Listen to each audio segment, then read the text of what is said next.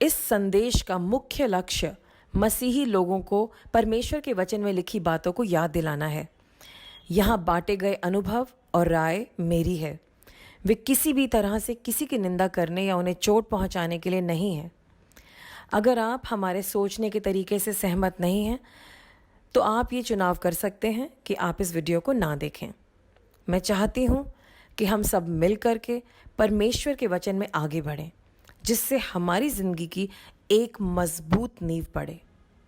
परमेश्वर आपको आशीष दें।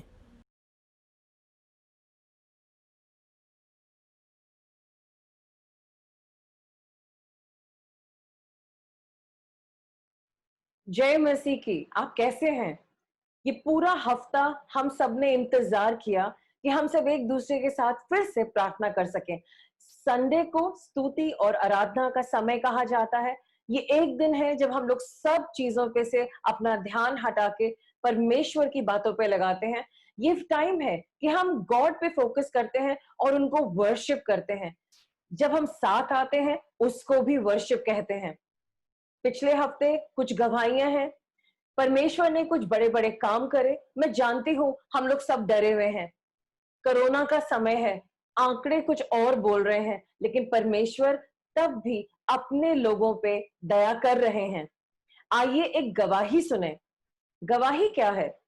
जब परमेश्वर हमारी जिंदगी में हमारी प्रार्थना, हमारी कोई प्रॉब्लम है, उसका जवाब देते हैं तो उसे एक मिरेकल कहते हैं। और जब हम उस मिरेकल को दूसरों के साथ शेयर करते हैं ताकि वो भी एनकरेज हो और परमेश्वर को महिमा मिले, तो उसे गवाही कहते हैं। आइए एक छोटी सी गवाही सुने। Hello everyone, praise the Lord. Happy Sunday आप सभी को।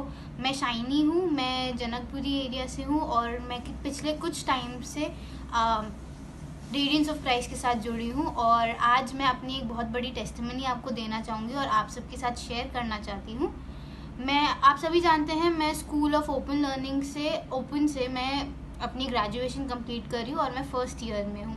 और हमें थोड़ा टाइम पहले 4 जून को मुझे एक मेल आता है जिसमें कि हमें कंफर्मेशन मिल जाती है कि अब जो हमारी एग्ज़ाम्स होंगे अब वो नहीं होंगे, पर हमें असाइनमेंट के बेसिस पे नेक्स्ट ईयर पे प्रमोट कर दिया जाएगा। पर हमें उससे पहले अपने आप को रजिस्टर करना होता है, जिसका कुछ अमाउंट होता है। तो मैंने वो शेयर करी ये इन्फॉर्मेशन निकिता दीदी के साथ और मुझे वहाँ से एक न्यूज़ मिलती है कि जो लास्ट डे थी फीस सबमिशन की वो 31 मई की थी और मुझे ये इन्फॉर्मेशन मिली थी 4 जून की। मतलब कि एक तरह से मेरा अगर नहीं फीस सबमिट होता तो मेरा ये जो ईयर था पूरा वो वेस्ट हो जाता। But all glory to God, मुझे एक ऐसा मिरेकुलस रास्ता मुझे मिला जब मैंने उन्हें प्रेयर करके कॉल करा नेक्स्ट डे 5 जून को। तो मुझे इन्फॉर्मेशन मिलती है कि जो फीस डेट है वो एक्सटेंड हो गई है। पोर्टल अब लास्ट पोर्टल डेट होगी हमारी 15 जून की। और उससे पहले जो मेल मुझे रिसीव हुआ था उसमें लिखा था कि 31 मई आपकी लास्ट डेट है, साथ में आपको एक्स्ट्रा चार्जेस भी पे करने पड़ेंगे, मतलब triple of the price. But all glory to God, मुझे सिर्फ 610 रुपीज़ पे करने पड़े और मेरा जो रजिस्ट्रेशन था वो भी सक्सेसफुली हो गया है।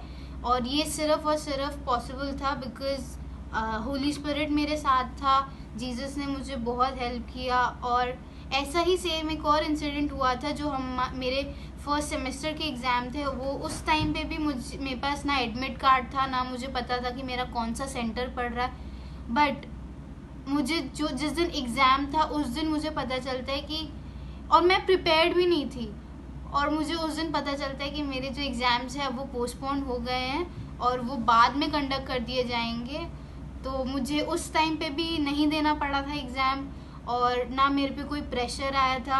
और इस बार भी एक बहुत चैलेंजिंग था मोमेंट था कि फ़ीस सबमिशन मुझे एक्स्ट्रा पैसे प्लस पेनल्टी पर डे के हिसाब से देनी पड़ेगी। बट ऐसा कुछ भी नहीं हुआ था एंड ये सिर्फ और सिर्फ जीसस की वजह से पॉसिबल था। Thank you. और ये समय है वचन का। परमेश्वर से सुनते हैं आज वो हमें क्या एनकरेजमेंट देना चाहते हैं। वैसे तो आज का संदेश चुनाव के बारे में है। परमेश्वर ने हमारे लिए घर बनाया है जो हमारे लिए डिजाइन किया गया है। क्या हम उसे चुनेंगे? आइए हम लोग प्रार्थना करें। सर्वशक्तिमान परमेश्वर, हम आपका धन्यवाद देते हैं कि आपने हमें रोबो नहीं बनाया है, आपने हमें इंसान बनाया है और इंसान को आपने चॉइस दी है। We can make our own choices परमेश्वर, लेकिन आप हमें बेस्ट चीजें देते हैं। There is always one and the other, और आप हमें मौका देते हैं कि हम सही चीज का चुनाव करें। जब हम सही चीज का चुनाव करते हैं तो इसका मतलब है हमने डिसीजन लिया कि हम गलत चीज का चुनाव ना करें। हमारी मदद करिए, हमारी आंखें खोलिए ताकि हमें सब चीजें सही से समझ में आए। Help us God. आज का वचन जो भी आपने हमारे लिए रखा है उसके लिए हमारे कानों को खोलिए, हमारे दिमाग को और दिल को खोलिए। Thank you God for this opportunity. यीशु के नाम से मांगते हैं, आमीन। जैसे मैंने बोला, आज का संदेश प्राइमरीली चुनाव के बारे में है। और किस चीज का चुनाव करना है? क्या गॉड ने हमें कुछ ऑप्शंस दिए हैं? आइए देखते हैं।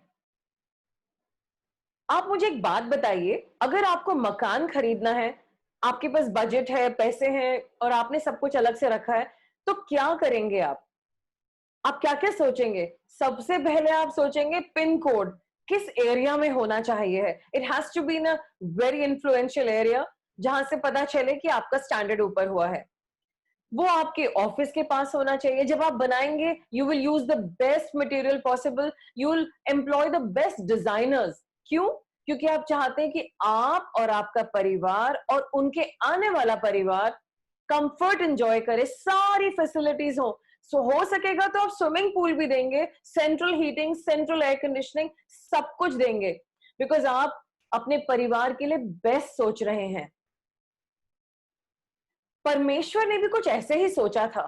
जब उन्होंने गार्डन ऑफ ईडन, जो कि हम उत्पत्ति की किताब में पढ़ते हैं, जब उन्होंने गार्डन ऑफ ईडन बनाया था, उन्होंने भी कुछ ऐसे ही सोचा था। उन्होंने अपने प्यारे बच्चों के लिए, एडम और ईव के लिए, एक बहुत अच्छा वेल थॉट थ्रू घर बनाया था जो कि एक गार्डन था।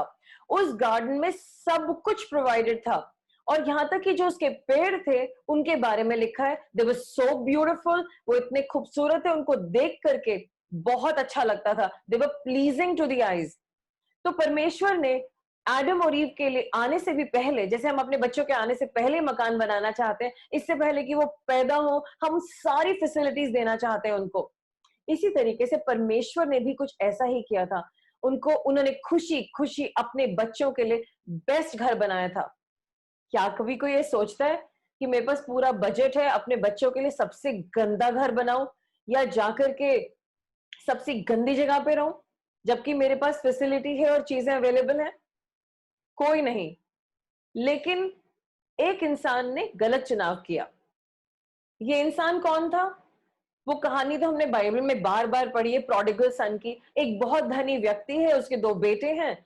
छोटे बेटे की शादी डेफिनेटली नहीं हुई है, लेकिन फिर भी उसने जिद करी, पापा मुझे मेरी वसीयत दो और आधा हिस्सा करो।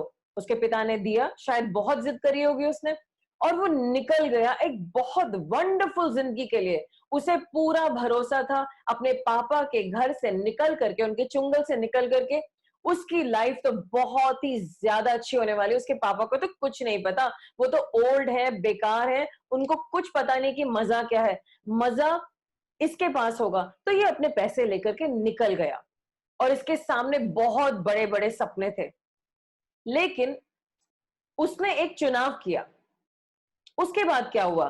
कौन से बड़े सपने उसके पूरे हुए? आइए देखते हैं। कहानी के अंत में तो वो सुअर के तबेले में पाया गया। आई डोंट नो उसे तबेला कहते हैं कि पिग स्टाई कहते हैं। सारे पैसे लेके गया था, बड़ी बड़ी बातें थी और बहुत सारा अच्छा प्लान था उसका। वो तो कभी लौटने नहीं वाला था। उसने तो सोच लिया था बहुत बड़ा धनी आदमी बनेगा, जिंदगी एंजॉय करेगा, कभी पिता के बोरिंग और बेकार घर में नहीं लौटेगा, ना उनकी शक्ल देखना चाहेगा। उसने तो टाटा बाय बाय कर दिया था। उसका चुनाव जो कि गलत था, उसे वो भ्रमित था, उसका इल्यूजन था, और वो इल्यूजन उसको कहां ले गया? पिग के तबेले में, जहां सुअर रहते हैं, गंदगी में। और वो वहीं रहता था, जो उसके सुअर खाते थे वो ही वो खाता था। क्या उसको पता था कि अंत ऐसा होगा? क्या उसे ये पता था कि उसका चुनाव उसे कहां लेकर के जाएगा? अंत में उसे वापस पिता के घर ही आना पड़ा, क्योंकि वही परफेक्ट जगह थी। वहीं पर उसे आदर मिला, वहीं पर उसे पिता की प्रेजेंस मिली। किस टाइम में उसकी पिता की प्रेजेंस नहीं थी, ना उनका प्यार था, ना उनकी प्रोटेक्शन थी, ना उनकी अबंडेंस थी। ये तो भ्रम था उसका। इसी तरीके से परमेश्वर ने हमारे सामने दो चॉइसेस रखी हैं, हेवन की और हेल की। हेल तो हमारे लिए है नहीं, वो तो दुष्ट और उसकी दुष्ट आत्माओं के लिए है, या फिर उन लोगों के लिए जो परमेश्वर को रिजेक्ट करें। जैसे इस बेटे ने अपने पिता को रिजेक्ट करा और वो कहां पहुंचा? उन लोगों के लिए जिनको इल्यूजन होता है कि हम तो गॉड के बगैर बहुत अच्छे हैं, हम अपने स्वर्गीय पिता के बगैर बहुत अच्छे हैं, और वो इस इल्यूजन में चलते रहते हैं। लेकिन वो कहां पहुंचेंगे जब वो अपने पिता को, स्वर्गीय पिता परमेश्वर को रिजेक्ट करेंगे? जब उनका भ्रम टूटेगा, वो कहां पहुंचेंगे? जैसे हेल है, नर्क, वैसे स्वर्ग है। और स्वर्ग के बारे में हमने पिछले हफ्ते बातचीत की थी बहुत ज्यादा डिटेल में। स्वर्ग वो जगह है जहां पिता रहते हैं, उनके स्वर्गदूत रहते हैं, उनके बुजुर्ग 24 बुजुर्ग रहते हैं, यीशु मसीह रहते हैं उनके साथ सिंहासन पे।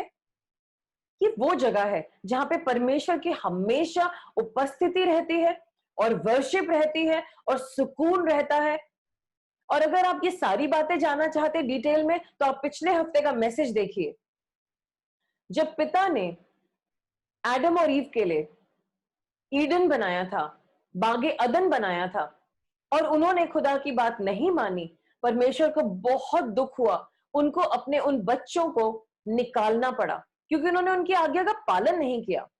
आपको पता है उस स्वर्गीय पिता परमेश्वर को कितना दुख हुआ? जिनके लिए उन्होंने बागे अदन बनाया, वो ही लोग नहीं रहेंगे, तो परमेश्वर को कितना दुख होगा। उनको दुखी मन से दोनों को बाहर निकालना पड़ा। और परमेश्वर का मन बहुत दुखी होता है जब लोग उनके बेटे को रिजेक्ट करते हैं, और वो उस जगह पहुंचते हैं जो उनके लिए बनाई ही नहीं गई। तो ये नर्क में लोग या स्वर्ग में लोग पहुंचते कैसे हैं? एक बहुत प्यारी वर्स है, और अगर आप फॉरएवर 21 में जाकर के शॉपिंग करेंगे, तो उसके नीचे भी इस वर्स के बारे में लिखा है, John 3:16। For God so loved the world that he gave his only son, Jesus Christ, so that whosoever may believe in him should not perish but have everlasting life. इस वर्स में ये खास mention है कि परमेश्वर ने जगत से इतना प्रेम किया। आप और मैं भी तो जगत में रहते हैं ना। आपका नाम कुछ भी हो सकता है, आप भी जगत के हिस्से हैं, तो परमेश्वर ने आपसे भी प्यार किया है। परमेश्वर ने जगत से इतना प्रेम किया, इतना प्रेम किया, कि उन्होंने अपना best, the darling of heaven, यीशु मसीह, अपने इकलौते बेटे को आपके लिए और मेरे लिए दे दिया, ताकि अगर आप और मैं यीशु मसीह पे बिलीव करेंगे, तो हम नाश नहीं होंगे, पर अनंत जीवन, एवरलास्टिंग जीवन पाएंगे। एवरलास्टिंग जीवन कहां? मतलब गॉड के साथ। गॉड हमें यीशु के द्वारा अपना बेटा बनाएंगे और अपने साथ स्वर्ग में रखेंगे, ताकि पिता, हमारे स्वर्गीय पिता, हमारे बड़े भाई यीशु मसीह और हम सब हमेशा हमेशा हमेशा के लिए साथ रहने पाए। और ये वर्स ये भी बता रहे हैं, जितने लोग यीशु मसीह के बारे में जानते हुए भी उनको रिजेक्ट करेंगे, तो वो नाश होंगे। नाश का मतलब वो लोग नर्क जाएंगे। स्वर्ग और नर्क कब जाएंगे? जब हमारी इस जिंदगी का सफर खत्म होगा, या फिर यीशु मसीह की सेकंड कमिंग होगी और उनके विश्वासी लोग उठा लिए जाएंगे। क्या आपको पता है कि जब हम इस जिंदगी का सफर खत्म करते हैं, तब क्या होता है? डेथ के टाइम क्या होता है? आप देख रहे हैं कि मैंने एक जैकेट पहनी है, मुझे आपको कुछ बताना है। जब हमारी डेथ होती है, आप ये समझिए कि हमारी बॉडी एक जैकेट के समान है। तो ये जो जैकेट है, ये तो जमीन पे यहीं रह जाती है, मैं इसको नीचे फेंक रही हूं, ये तो यहीं रह जाती है। और जो हमारी स्पिरिट है और जो हमारा सोल है, वो बॉडी से बाहर निकल जाता है। जब हम दुनिया में जिंदा हैं, हमें दुनियावी चीजें दिख रही हैं, हमें बिल्डिंग दिख रही है, पेड़ पौधे, लोग, उनकी बातें दिख रही हैं।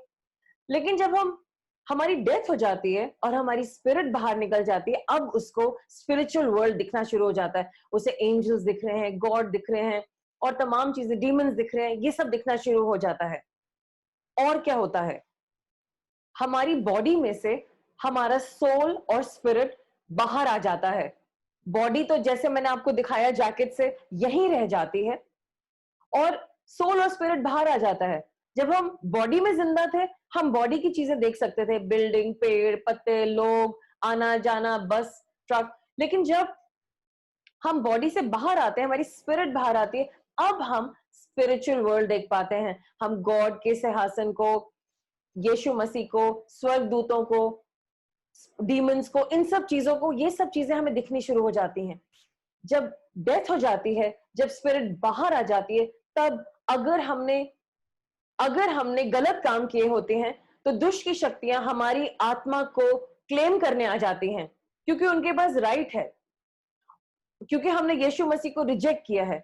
लेकिन अगर हमने यीशु मसीह को एक्सेप्ट किया है और अच्छे काम किए हैं और अपनी सैल्वेशन को ध्यान से लेकर के चले हैं, तो हमें एंजल्स लेने आते हैं।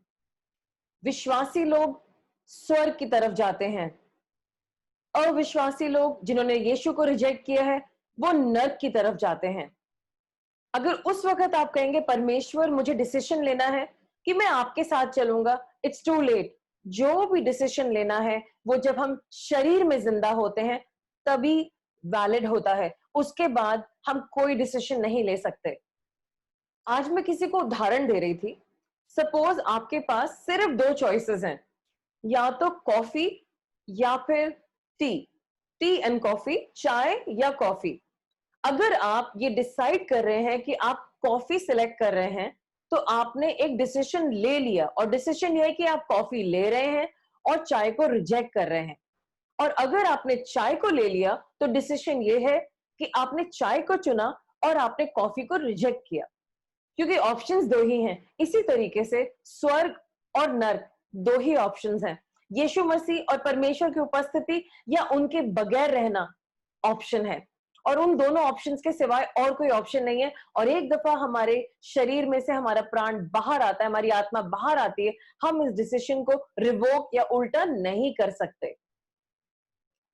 आप लोग जानना चाहेंगे कि नर्क है कहां। नर्क को शियोल भी कहा गया है। तो मैं आपके लिए पढ़ूंगी नीति वचन, उसका 15वां अध्याय और उसकी 24वीं आयत, पर मैं इसे इंग्लिश में पढ़ूंगी। प्रोवर्ब्स चैप्टर 15 वर्स 24, और यहां पर ऐसा लिखा है, the path of life leads upwards for the prudent that he may turn away from Sheol beneath. तो शियोल कहां पर है? शियोल बीनीथ है, नीचे है।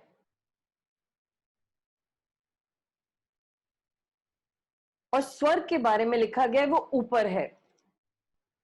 हम एक और वचन देखेंगे, और ये है यशाया नबी की पुस्तक, उसका 14वां अध्याय और 9वीं आयत। मैं फिर से इंग्लिश का 2 वर्ड पढ़ना चाहूंगी। Sheol beneath is stirred up, मतलब शियोल के बारे में फिर से लिखा है बीनीथ यानी कि नीचे, और हिंदी में लिखा है पाताल के नीचे अधोलोक। तो नर्क पाताल के नीचे है। और हम एक और वचन देखेंगे, एमोस उसका 9वां अध्याय और उसकी 2री आयत। वहां पर भी ऐसे लिखा है, they if they dig into Seoul, या हिंदी में, क्योंकि चाहे वे खोद कर अधलोक में उतर जाएं बोला जा रहा है। इसका मतलब है अधलोक नीचे है, पृथ्वी के नीचे है। अभी हमने डिस्कस किया कि नर्क की लोकेशन कहां है। अब मैं आपके साथ एक स्टोरी शेयर करना चाहती हूँ, जबकि मैं आपको ये बताना चाहती हूँ कि नर्क में किस तरह का वातावरण रहता है, ये बताना चाहती हूँ। लेकिन उससे पहले एक छोटी सी स्टोरी मैं आपके साथ शेयर करना चाहती हूँ ल्यूक चैप्टर 16 से। और यहाँ पर 19वीं आयत में कुछ ऐसा लिखा है, एक धनवान मनुष्य जो बैंजनी कपड़े और मलमल पहने और प्रतिदिन सुख विलास और धूमधाम के साथ रहता था, लाजर नाम एक कंगाल घावों से भरा हुआ उसकी डेवड़ी पर छोड़ दिया जाता था, और वो चाहता था कि वो धनवान की मेज पर उसकी झूठन से अपना पेट भरे, यहाँ तक कि कुत्ते भी आकर उसके घावों को चाटते थे। ऐसा हुआ कि वो कंगाल मर गया और स्वर्गदूत ने उसको लेकर अब्राहम की गोद में पहुंचाया। वो धनवान भी मरा और गाड़ा गया। और अधलोक में उसने पीड़ा में पड़े हुए अपनी आंखें उठाई और दूर से अब्राहम की गोद में लाजर को देखा। तब उसने पुकार कर कहा, हे पिता अब्राहम, मुझ पर दया करके लाजर को भेज दे, ताकि वो अपनी उंगली का सिरा पानी में भिगोकर मेरी जीभ को ठंडी करे, क्योंकि मैं इस ज्वाला में तड़प रहा हूं। परंतु अब्राहम ने कहा, हे पुत्र, स्मरण कर कि तू अपने जीवन में अच्छी वस्तुएं ले चुका है, और वैसे भी लाजरस बुरी वस्तुएं, परंतु अब वे यहाँ शांति पा रहा है और तू तड़प रहा है। इन सब बातों को छोड़ हमारे और तुम्हारे बीच में एक भारी गड्ढा ठहराया गया है। जो यहां से उस पार तुम्हारे पास जाना चाहे वे ना जा सके, और ना कोई वहां से इस पार तुम्हारी तरफ आ सकता है। एक बहुत क्लियर डिमार्केशन है लोकेशन का, नर्क का और स्वर्ग का। कोई इस पार नहीं जा सकता, कोई उस पार नहीं जा सकता। और जो मैं एक मेन बात आपको कहना चाहती हूं, जो धनी व्यक्ति था उसने खूब एंजॉय किया, ऐशो आराम किया, कभी भी उस गरीब इंसान की चिंता नहीं करी जो उसके दरवाजे पे था। वो उसे खाना भी उसको इंतजार करना पड़ता था, गरीब इंसान को जिसका नाम लाजर था। उसकी तबीयत खराब थी, उसके पैरों में से मवाद बहता था, उसकी चोटें लगी थी। इस अमीर आदमी ने कभी ये नहीं सोचा, चलो मैं इस बेचारे गरीब इंसान के पट्टियां ही बांध दूं, या इसको तसल्ली दे दूं, या इसको कुछ खाना दे दूं, चलो इसका रोज का खाना ही बांध दूं, ये मेरे दरवाजे पे बैठा रहता, मैं इतना अमीर हूं, मैं कुछ तो इसके साथ शेयर कर सकता हूं। नहीं, वो सिर्फ अपने एंजॉयमेंट में बिजी था। और जो भी उसने एंजॉयमेंट किया, जो मैं बिलीव करती हूँ स्वार्थी था, वो सिर्फ अपने बारे में सोचता था। उसको एक गरीब इंसान जो उसके दरवाजे पे पड़ा, उसका दर्द नहीं दिखता था। मैं सोचती हूँ कि वो बहुत ही कठोर और बुरा इंसान था, जो एक इतने ज्यादा सफरिंग वाले इंसान को देख नहीं रहा, उसके दर्द से उसको दर्द नहीं हो रहा। इसीलिए जब वो मरा, वो नर्क में गया। और आप और मैं चाहे कितने भी रिच हैं, फेमस हैं, हम बड़े बड़े काम करते दिखावे के लिए, तो हम लोगों को कहां पहुंचेंगे हम लोग, वो बाद में पता चलेगा।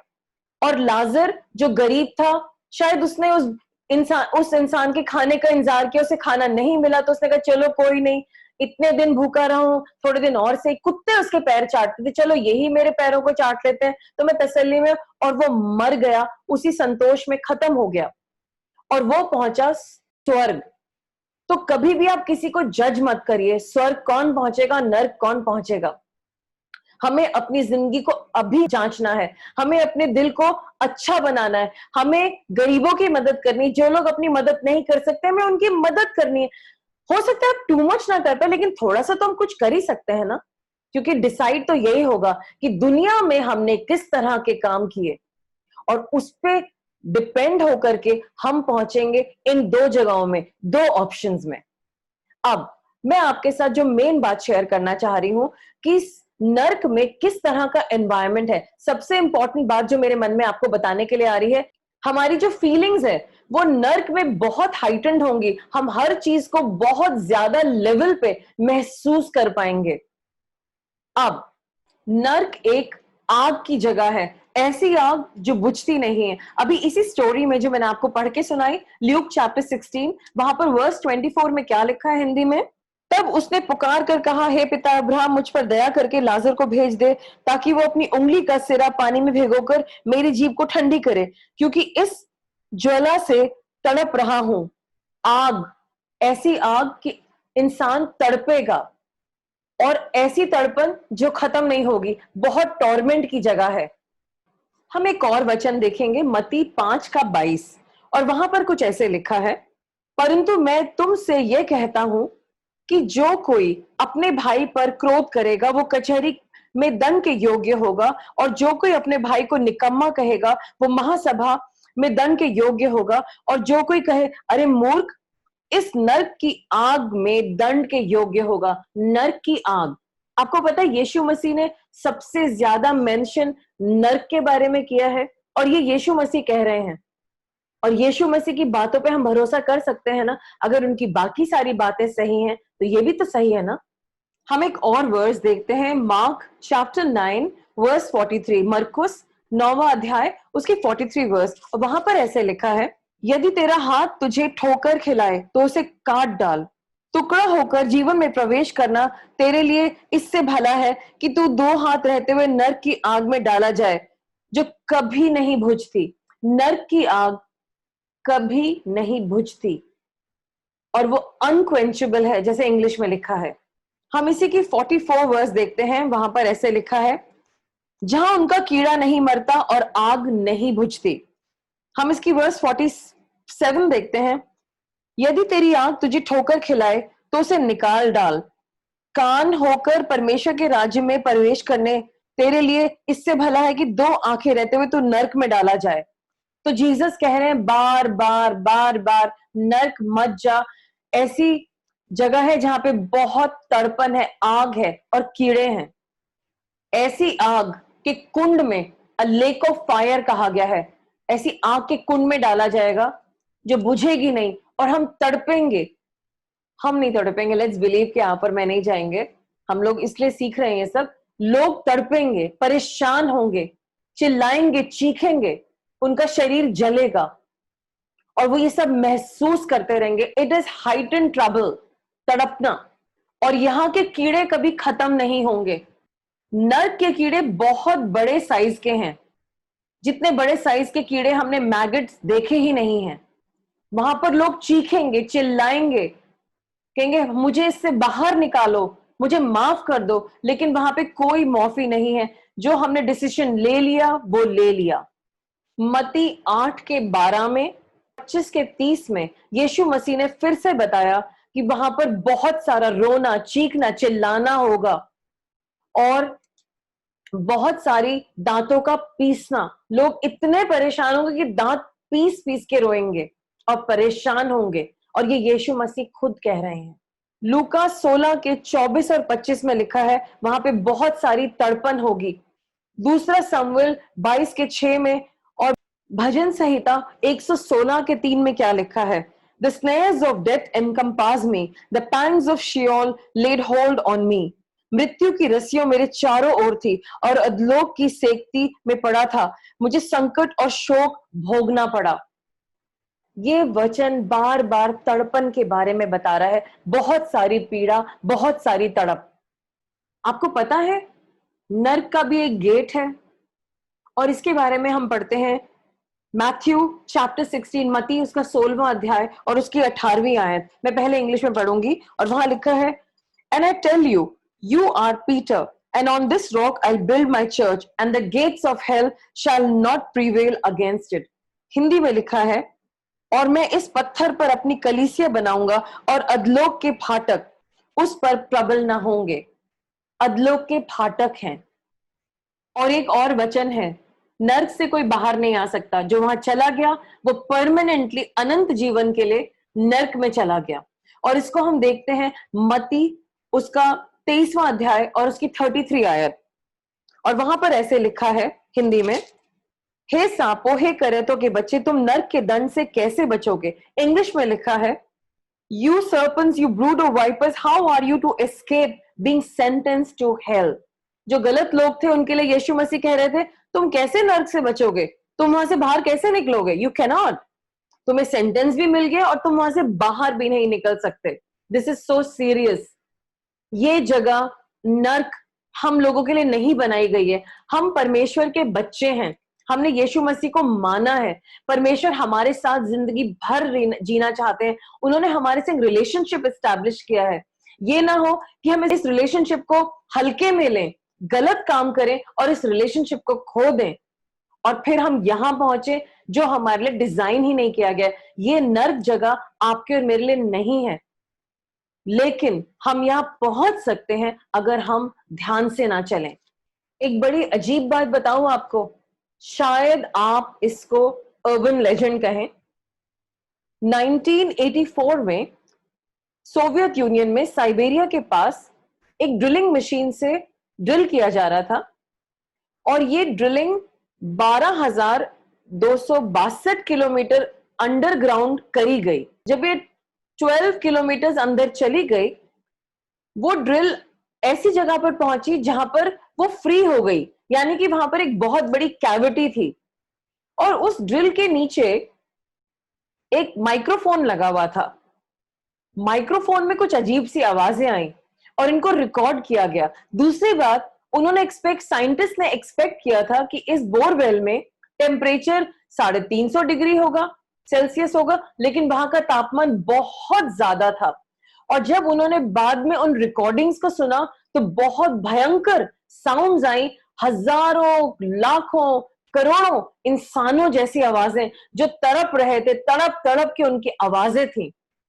और ये कहा जाता है, ये सोचा जाता है कि उनकी ड्रिलिंग अधलोक तक पहुंची और वहां पर लोगों के सोल जो कि हेल में है वो रो रहे हैं, चिल्ला रहे हैं, चीख रहे, तड़प रहे हैं। बहुत बड़ा शोर सुनाई दिया। और अगर आप इस साउंड को सुनना चाहते हैं तो आप साउंड्स ऑफ हेल करके यूट्यूब पर वीडियो ढूंढ सकते हैं। हेल वास्तव में एक जगह है। यीशु मसीह ने बार बार उसके बारे में प्रचार किया है। यीशु मसीह की बातों पे विश्वास करना आपका चुनाव है। आज का संदेश चुनाव से शुरू हुआ है। मैं चुनाव के बारे में बता रही हूं और अंत भी मैं चुनाव पर ही करूंगी। तो नर्क हम क्यों जाएंगे?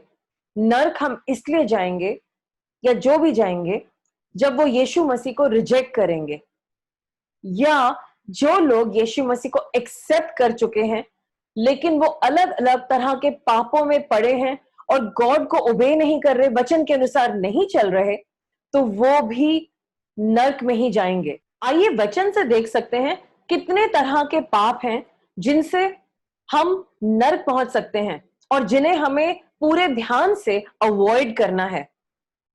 ये पाया जाता है पहले कुरिन्थियों, गलातियों और इफिसियों की इन वर्सेस में। आइए इनके बारे में और देखते हैं। और इन सब वर्सेस में कुछ ऐसे लिखा है, मैं पढ़ के आपको सूची सुना रही हूं। व्यभिचारी, दुराचारी, अपवित्र, यौन व्यभिचार, लालची, मूर्ति पूजक, व्यभिचारी, लुटेरे, लालची, पियक्कड़, चुगलखोर, ठग, अपवित्र, भोग विलास, जादू टोना, बैर भाव, लड़ाई झगड़ा, दाह, क्रोध, स्वार्थीपन, मतभेद, फूट, ईर्ष्या।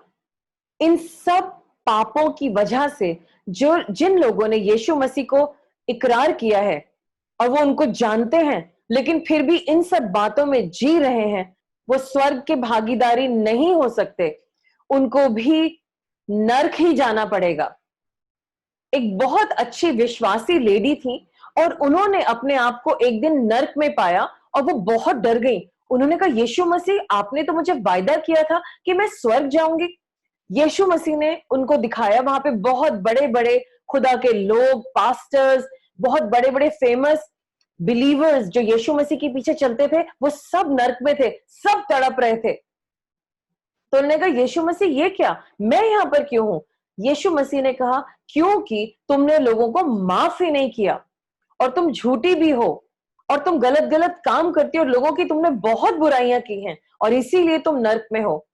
तब उसने बहुत रोई, लेकिन प्रभु ने, यीशु मसीह ने उसको सिर्फ दर्शन दिया था। उससे कहा, जाओ नर्क से वापस और आगे से कभी ऐसे गलत काम मत करना, ना किसी की चुगलखोरी करना, ना उनके बारे में बुरी बुरी बातें बोलना, ये कह करके अरे मैं तो सिर्फ प्रेयर पॉइंट के लिए तुम्हें बता रही हूं। नहीं, ना अपने मन में लोगों के लिए बुरी बातें रखना और अनफॉरगिवनेस यानी कि किसी को माफ ना करना।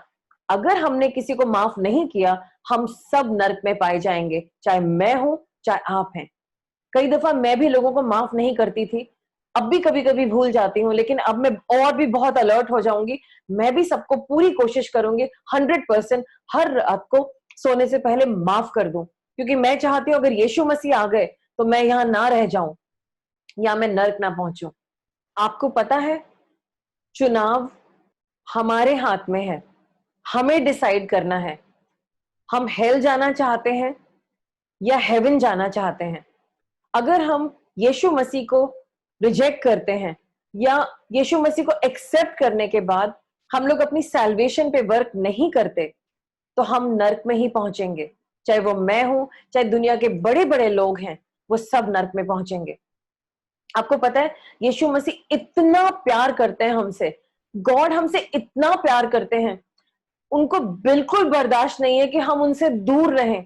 लिविंग बाइबल में तो ये लिखा है, गॉड ने हमें अपना गिफ्ट बना लिया है थ्रू जीसस क्राइस्ट। मतलब जब यीशु मसीह ने अपनी जान दी और उनकी जान देने से हम लोगों ने सैल्वेशन पाई, हम बच गए और हम गॉड के बच्चे बन गए, तो गॉड कह रहे तुम तो मेरे गिफ्ट हो।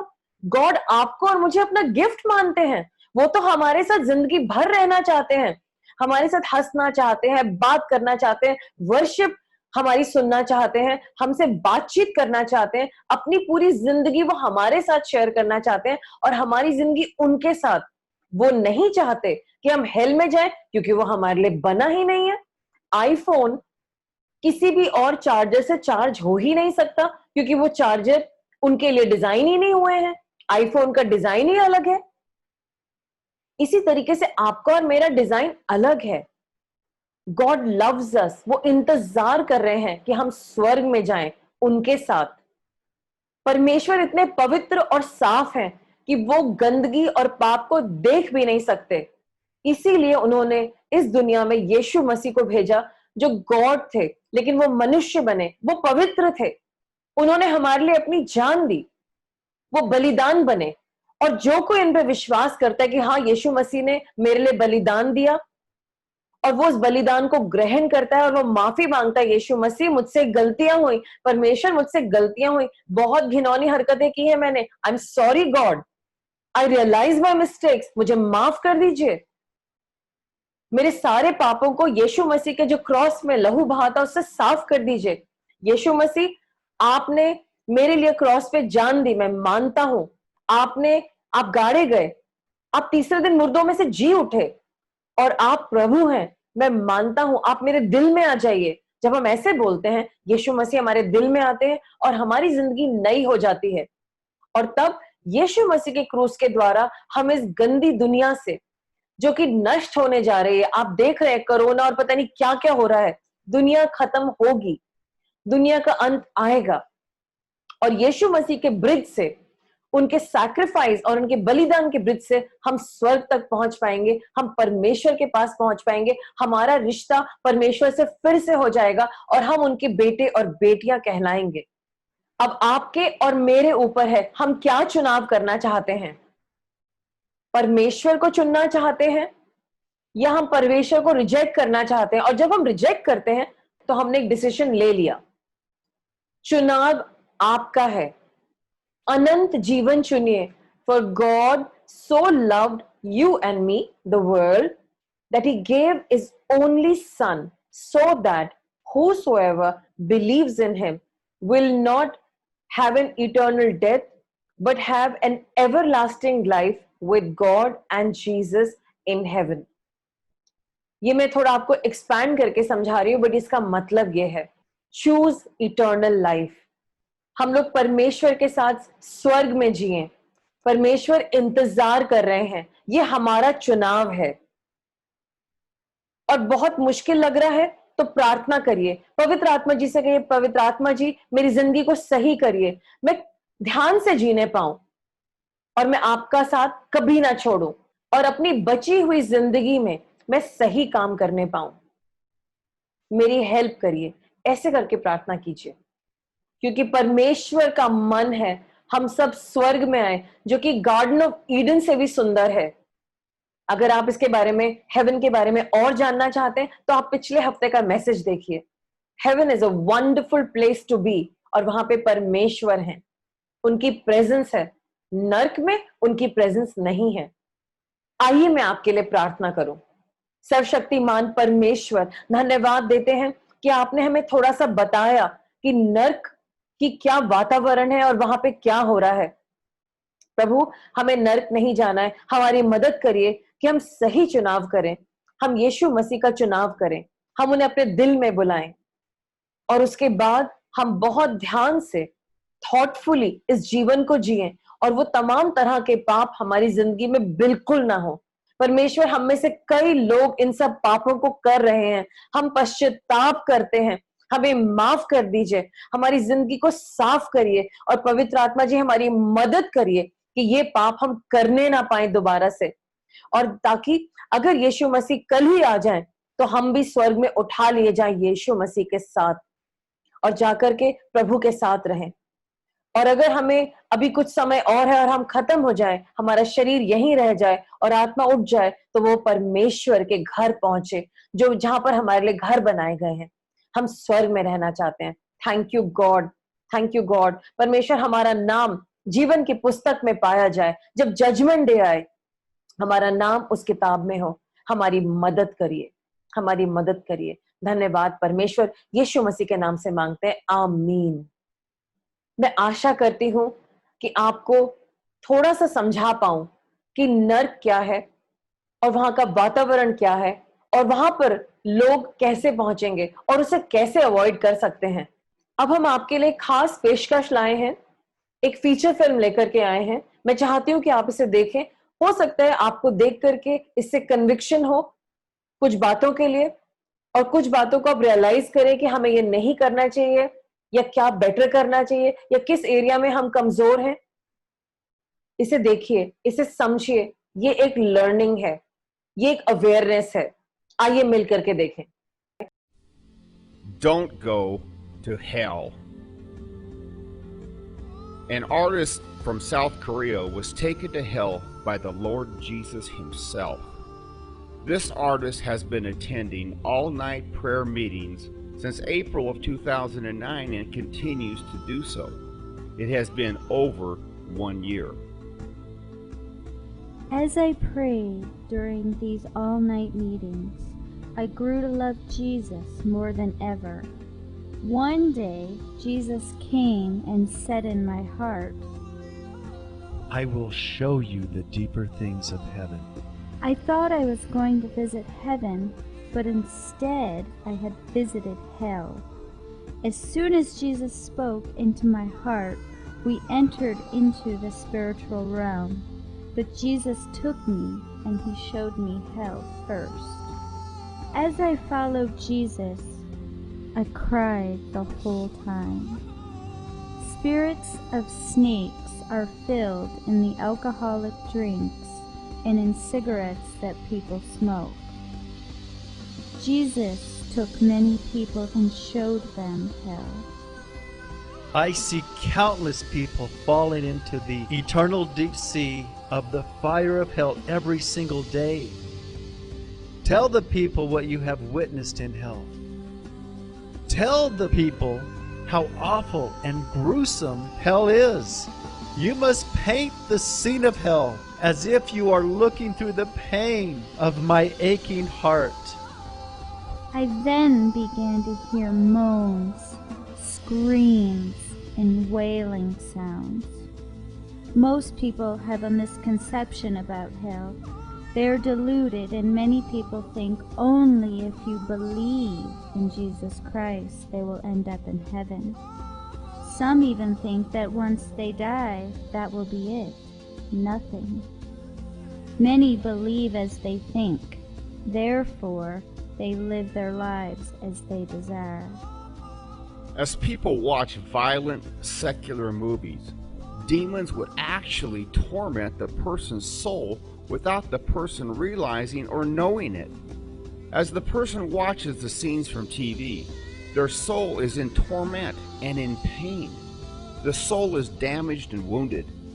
Watching secular TV actually hinders a Christian's loving relationship with God, our bridegroom, Jesus. We can watch some news once in a while, but do not watch secular TV. As Jesus witnessed the sins committed by man, he cried. Satan and his demons would tie the bodies of sinners so tight with iron chains, and they would control us. Therefore, sinners would go deeper and deeper in sin. I'm pleading with you, do not commit sin. Do not live as you desire. In hell, the senses are hundreds of times more vivid than you actually feel in the physical realm, so the pain is more severe. This drawing shows people falling into the fire of hell. Draw this as if you are looking through my aching heart. As I was painting the scenes of hell, Satan attacked me severely. But I wanted to shout out to the world with Jesus' heart through these paintings. I wanted to deliver the aching heart of Jesus and how he felt so pitiful about those people who are falling down into hell every single day. These drawings show people being tormented on the cross. This shows the result of not wanting to eat the bread of life, God's precious word. This person did not want to eat the bread of life, God's word. This drawing depicts people who disregarded the will of Jesus and made their own decisions and pursued their own will. This drawing shows people who drank, partook in the evil of life, and ate prohibited things. Show the people the consequence of wounding the hearts of their brothers and sisters in Christ by their careless words. They must not be careless with their words. This drawing depicts the consequences of not speaking with care or love. The penalty for lying is severe. Revelation chapter 21 verse 8 states, "All liars shall have their part in the lake that burns with fire and brimstone, which is the second death." 1 Corinthians chapter 6 verse 10 states, "Do not be deceived. Thieves will not inherit the kingdom of God." People who steal money will be tortured by needles. These next two drawings depict the persecution of the messengers of the full and true gospel of the Most High God. This drawing shows how murderers, rapists, and child kidnappers will be tormented. This woman is able to see outside of hell from the inside. She says, If only I could get out of here. "But there is no escape from hell." Again, there is no escape from hell. This particular place in hell is for people who have committed sins by their own thoughts that were contrary to the knowledge of Jesus Christ. They are covered by countless maggots. Their whole bodies are wounded by insects. The maggots and insects in hell are so much bigger in size compared to earthly ones. Thousands of maggots and insects are going in and out of this person's mouth, ears, and head. They crawl throughout the entire body. These people were filled with their own thoughts and knowledge that were contrary to the knowledge of Jesus Christ. This place in hell is for people who stubbornly adhere to their own philosophies and deceitful traditions of man and not after Christ. Those people who do not attempt to align their thoughts with God's will end up in hell. We must fix our mind and thoughts on Christ. These are also people who violate God's word and ignore God's commandments. They will be fried on a frying pan in hell that is fueled by hell's fire. This part of hell is for people who did not spread or share the gospel. They did not evangelize the lost with the good news of Jesus Christ. This torment is for people who had ignored God's word and continued to commit sin. They are the ones who had performed evil in the eyes of the Lord. This part of hell is for people who complain and grumble, even silently in their own hearts. This place is for people who had complained and grumbled in their hearts.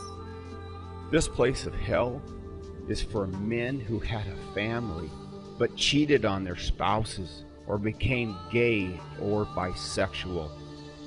They will be tortured by knives and spears.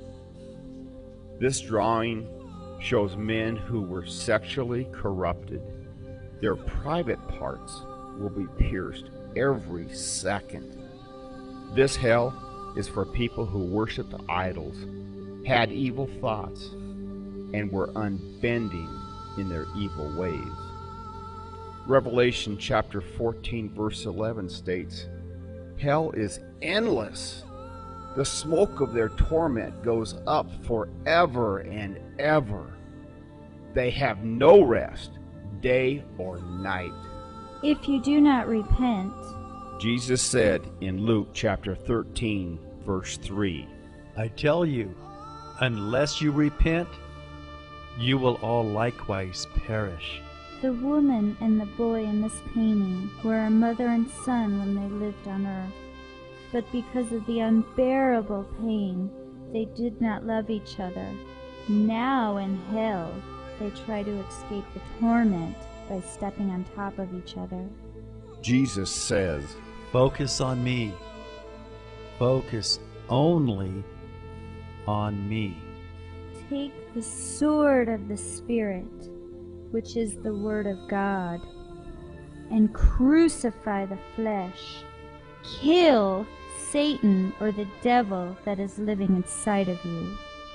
this drawing shows us when we pray before God and repent, the armies of angels will come down and pierce the demons with their swords. Don't go to hell.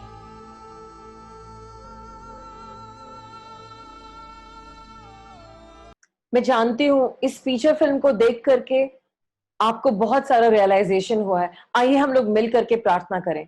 परमेश्वर, हम आपका धन्यवाद करते हैं कि आपने अलग अलग लोगों को दर्शन दिया है नर्क का। परमेश्वर, हम वहां बिल्कुल नहीं जाना चाहते, क्योंकि सबसे पहले आप वहां पर नहीं हैं, आपकी प्रेजेंस नहीं है, और वहां पर बहुत ज्यादा तड़पन है, और हम ये नहीं चाहते। हमें वहां के लिए डिजाइन नहीं किया गया है। प्लीज हमारी मदद करिए पवित्र आत्मा जी, कि हम लोग बहुत केयरफुली हेवन की तैयारी करें, यीशु मसीह के सेकंड कमिंग की तैयारी करें। We repent of all our sins, और हम आपको प्रॉमिस करते हैं गॉड कि हम बहुत केयरफुली बाइबल के अनुसार चलेंगे। हम लोग प्रेयर करेंगे, बाइबल पढ़ेंगे, फेलोशिप करेंगे, हर प्रेयर अटेंड करेंगे, और चर्च जाएंगे, फेलोशिप में जाएंगे, ताकि हमारी स्पिरिट स्ट्रांग हो सके। Thank you God for this feature film. यीशु के नाम से मांगते हैं, आमीन। आइए इस वक्त हम लोग मिल करके पूरे मन से वर्शिप करें।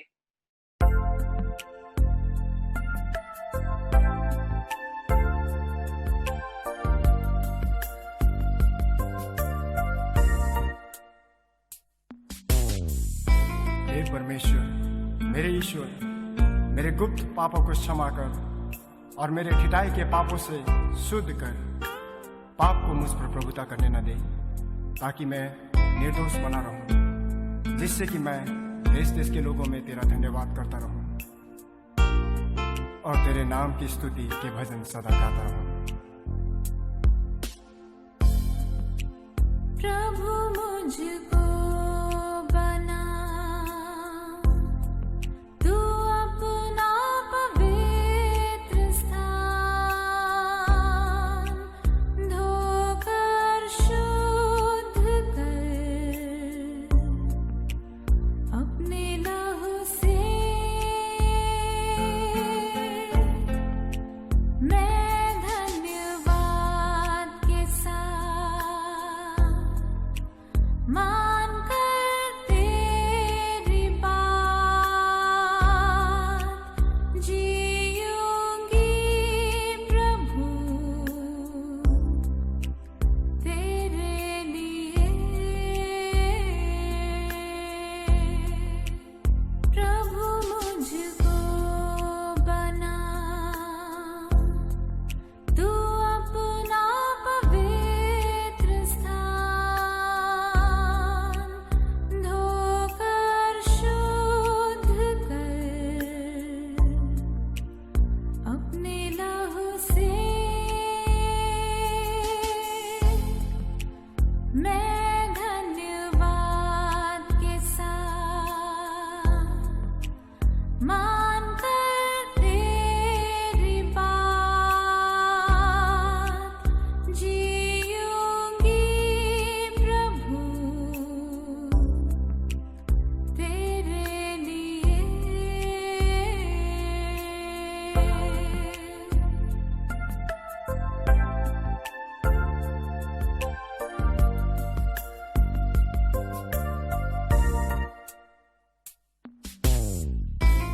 प्रभु, देख मैं अधर्म के साथ उत्पन्न हुआ और पाप के साथ अपनी माता के गर्भ में पड़ा। हे परमेश्वर, मुझ में शुद्ध हृदय उत्पन्न कर और मेरे भीतर स्थिर आत्मा फिर से जीवित कर।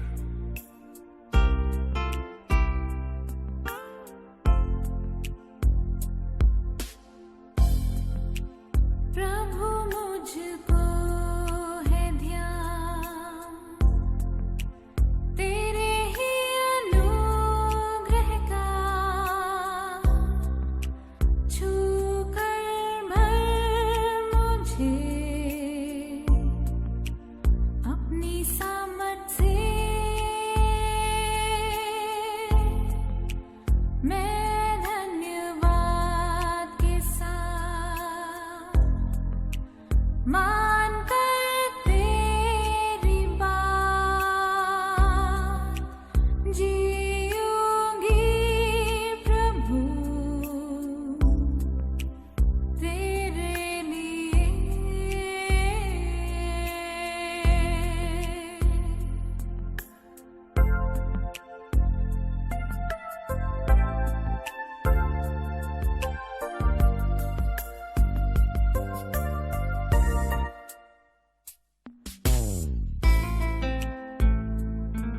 हे परमेश्वर, मेरे ईश्वर, मेरे गुप्त पापों को क्षमा कर और मेरे ठिठाई के पापों से शुद्ध कर।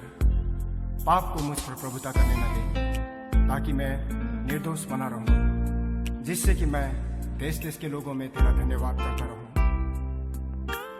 और तेरे नाम की स्तुति के भजन सदा गाता रहूं। प्रभु मुझको बना तू अपना पवित्र स्थान, धोकर शुद्ध कर अपने लहू से। मैं धन्यवाद के साथ मान कर तेरी बात जीऊंगी प्रभु तेरे लिए। जीऊंगी प्रभु तेरे लिए। जीऊंगी प्रभु तेरे लिए।